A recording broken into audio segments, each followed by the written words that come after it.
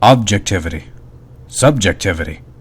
What are these, and how do they play into an analysis of media? The difference between them is distinct, but not everyone is aware of it, and how you choose to describe content can drastically change the meaning you're conveying. To begin, let's discuss subjectivity. In short, subjectivity describes how you felt about a work. It describes the emotions it brought you and the enjoyment, or lack thereof, you found within a piece of media. What moments brought you joy, grief, rage. I myself find the charge of the Rohirrim in The Lord of the Rings, The Return of the King, to be the most impactful moment I've ever seen in a movie. I still get goosebumps every time I see it. I find the Arbiter's character arc of Halo 2 to be the best part of the campaign, feeling proud of him for coming to discover the truth and lead his people to fight back against the tyranny of the prophets. These are subjective things that instill emotion. Themes also fall under this category, and that is why I do not typically discuss them. Anyone can take away a message from a piece of media that means something to them, whether it was obvious or not. Considering subjectivity is relative to the individual, one can't say what someone interprets from something. Granted, sometimes themes are intended from a piece of media, but I tend to place plot and character first. If those are well written, then the theme can form from there. A clear example that can help one understand subjectivity is food.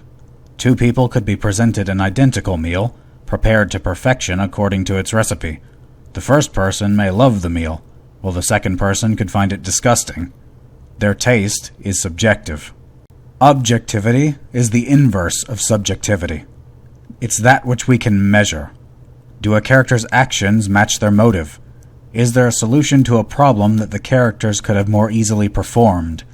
Does the world follow the rules it has established?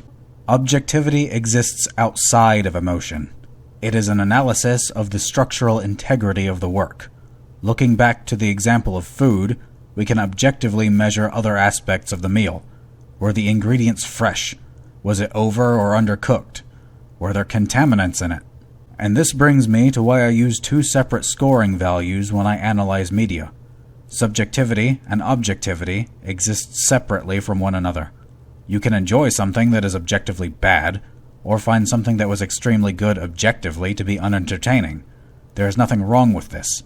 However, when one describes a work as good or bad, those terms indicate that the speaker is analyzing the work objectively.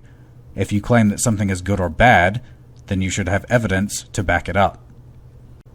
If you say that you liked something, then this shows that you are looking at it from a subjective point of view. There's nothing wrong with this. I myself enjoy several things that are objectively bad, but I will be the first to tell you that they are not well written. Meryl from Dragon Age 2 is my favorite romance option in any BioWare game, and thus I enjoy the game, even though it is riddled with flaws. For me, the enjoyment of Meryl, along with others such as Aveline, Isabella, and Varric, allows me to tolerate the flaws of this work. It does not make the game good, however. Now for my scoring system. In my objectivity score, all media begins as a 10 out of 10. When a story first comes into being, it does not yet possess any inconsistencies, contrivances, or contradictions. It is only when flaws occur that I begin to remove points. I do not consider a 10 out of 10 to be perfect, only that the flaws present within it are so minor that they do not affect the characters or narrative. Note that not all flaws are equal to one another. A slight oversight that has little to no impact on the plot is a flaw, but it generally doesn't constitute me taking away points from a work. On the other hand, if something contradicts something previously established, then that is a much greater flaw. Let me provide some examples of things done objectively well, and things done objectively poorly. Take this scene from Resident Evil Village. Lady Dimitrescu, I'm sorry if I butcher the name, is established to want to kill Ethan Winters, and she even claims as much. However, when she has him cornered, instead of doing exactly that, she shoves him through the floor and lets go, which gets him out of her grasp and goes against her objective. This is a major flaw. She should have simply cut him to pieces and been done with it. In contrast, in this scene from the Motonui Online game, Kopaka is observed to have his sword in hand, but when he jumps in to save Motoro, his sword is sheathed, and thus he needs to draw it again. This is a flaw, but only a small one. Kopaka's sword being on his back again didn't affect the fight, even though he should have had it in hand already. Conversely, in The Last Jedi, Rey should have died in the throne room scene. While the choreography of this fight is terrible across the board, one of the most egregious moments is when this guard's dagger simply vanishes. You can clearly see that the actor is still holding it by the position of his hand, but it was edited out in post-production. In reality, he should have stabbed Rey, and in the process, saved us from this film. An example of something objectively good would be in episode 13 of the anime D. Gray Man. Alan Walker has suffered an injury to his left eye, which had the special property of being able to detect Akuma, monsters that can take the form of normal humans. Without the ability to tell Akuma from humans on sight, Alan is forced to confront how his fellow exorcists deal with life on a daily basis, and in turn gains context for his unique ability and respect for his comrades after an Akuma nearly kills him, as it was disguised as a little girl giving out flowers at a festival. Another example of objective good would be in The Thing. The crew stationed at an Arctic research facility are under attack by an alien life form that can take the form of any of them, and its only apparent weakness is fire. MacReady discovers that this thing isn't like humans, as part of it tears itself away from the rest of its body when it is set on fire and tries to escape independently of the body.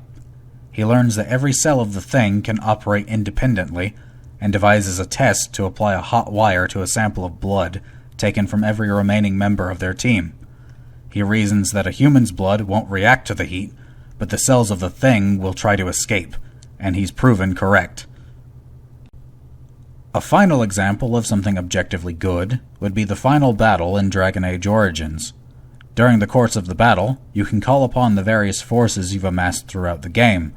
The factions you can summon are determined by the choices you made instead of being limited to cutscenes or predetermined units. Mass Effect 3 would fail in this regard, despite being a more prominent game and releasing just over 2 years later, as no allies can be called upon, and all but a few seconds of one cutscene are the same, no matter your choices. So we have established the differences between subjectivity and objectivity. I will reiterate that just because something is objectively bad, that does not mean that you cannot enjoy it. You might not even enjoy something that is objectively good. Subjective enjoyment and objective quality are two different discussions. I myself despise Citizen Kane.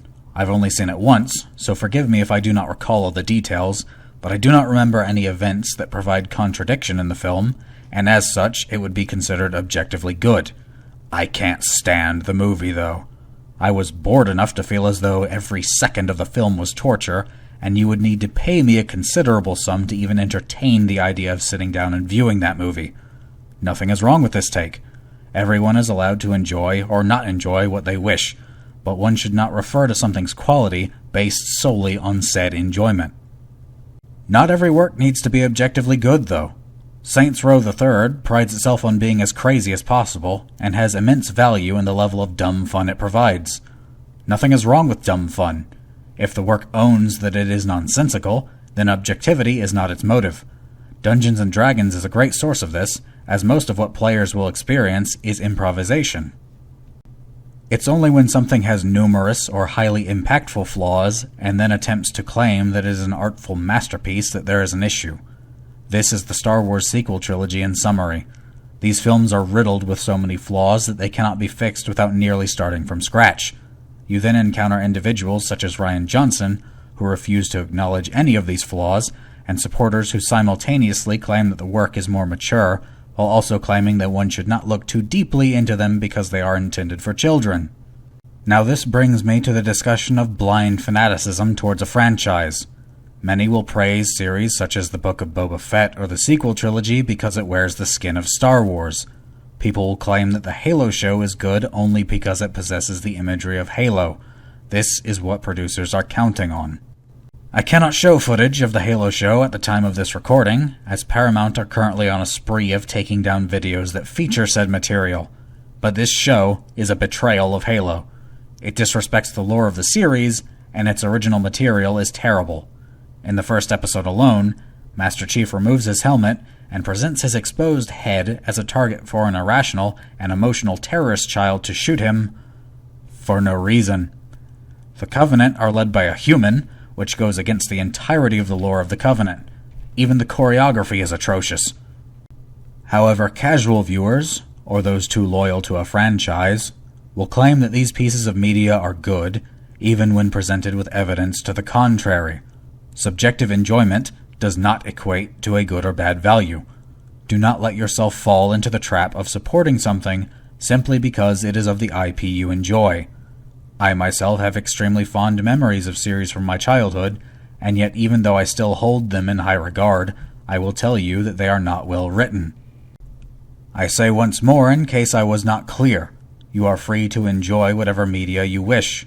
So long as it isn't harming anyone or anything, I won't object to any individual enjoying anything, nor should any reasonable person. What I do object to is the usage of the terms good and bad being applied without supporting evidence. But media has been on a noticeable downturn in recent years, and the level of apathy towards this is unfortunate. If we do not demand better writing, then media will continue to decline. Take Avengers Endgame, for example.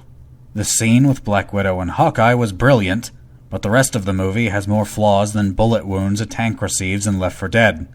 You can find good within the bad, or bad within the good, but one will almost always exist in greater quantities than the other.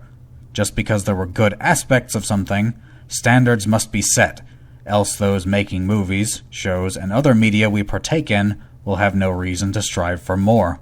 And this is why I provide both an objectivity and subjectivity score when I analyze media. Its objectivity could be high or low, and yet the enjoyment one could experience could be proportional or nowhere near the level of objectivity. Most works should fall around a 5 in subjectivity, as that is what I consider to be average. 5 is a mediocre or so-so level of enjoyment. A 5 is something that I would define as something one might choose to experience if it is readily available, but not good enough to go out of one's way for. If my enjoyment is higher or lower than this, it will gain or lose points respectively. I would like to say that I appreciate those of you who have stuck around to hear me out, and may you all have a weapon in each hand.